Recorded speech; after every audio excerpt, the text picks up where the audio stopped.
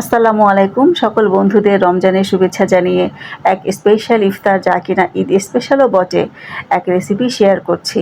প্রথমে তেলে পেঁয়াজ বেরেস্তা করে উঠিয়ে নিয়ে সেই তেলে দিয়ে দিব আদা রসুনের পেস্ট আর গরম মশলার গুঁড়ো দিয়ে ভালো করে ভেজে নিয়ে তাতে গরুর গোশ, কাঁচামরিচ, লবণ দিয়ে ভালো করে কষিয়ে নিয়ে দিব প্যাকেট বিরিয়ানির মশলা। আর এদিকে গরম মশলা, আস্ত গরম মশলা, এলাচ, দারচিনি, লং, গোলমরিচ, জিরা পানিতে জাল করে পানি ছেঁকে দিয়ে দেব গোশের মধ্যে। তারপর ওই একই মশলায় আবারও পানি দিয়ে জাল করে রেখে দিব চালে দেওয়ার জন্য। আর এদিকে গরুর গোশ ভালো করে কষিয়ে নিয়ে তেল উঠিয়ে নিয়ে তাতে দিয়ে দিব একে একে পেঁয়াজ বেরেস্তা, কেওড়া জল, গোলাপ জল, কেওড়া এসেন্স, বিরিয়ানির এসেন্স দিয়ে নেড়ে চেড়ে ভালো করে ঢেকে দিব। ব্যাস, বিরিয়ানির মাংস কমপ্লিট। এবার বিরিয়ানির জন্য আলু রেডি করব। সেদ্ধ বসিয়ে দিয়ে তাতে লবণ, বিরিয়ানি মশলা, জর্দা রং দিয়ে ভালো করে শুকিয়ে নিয়ে ভেজে রেডি করে নিব।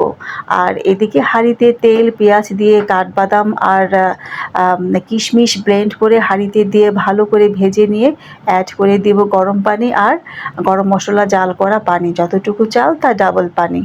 আর এরপর একে একে এখানে মিশিয়ে দিব প্যাকেট বিরিয়ানির মশলা, গরম মশলা গুঁড়ো, কেওড়া জল, গোলাপ জল, কেওড়া এসেন্স, বিরিয়ানির এসেন্স, পোলার চাল এবং লবণ দিয়ে ভালো করে নেড়ে চেড়ে পানি শুকিয়ে আসলে তাতে দিয়ে দিব মটরশুঁটি আর রেডি করে রাখা গরুর গোশ, আলু দিয়ে দমে রেখে দিব একদম লো হিটে 10 মিনিট।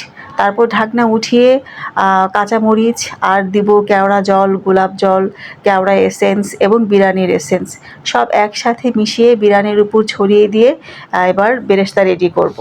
বেরেস্তার সাথে কাঠবাদাম কুচি দিয়ে তাতে কেওড়া এসেন্স এবং বিরিয়ানির এসেন্স আর প্যাকেট যে বিরিয়ানির মশলাটা আছে সেটা দিয়ে ভালো করে নেড়ে চেড়ে মিশিয়ে ঢেকে রাখবো যাতে ঘ্রাণটা একদম বসে যায়। তারপর ফাইনালি বিরিয়ানির উপর সেই পেঁয়াজ বেরেস্তা ছড়িয়ে দিয়ে আবারও ঢেকে দমে রাখবো 10 মিনিটের জন্য।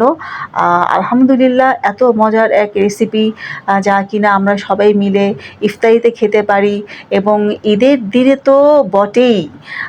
সবাই ভালো থেকো এবং সুস্থ থেকো। ইনশাল্লাহ তোমরা ট্রাই করো। এই রেসিপিটা অনেক মজার একটা রেসিপি।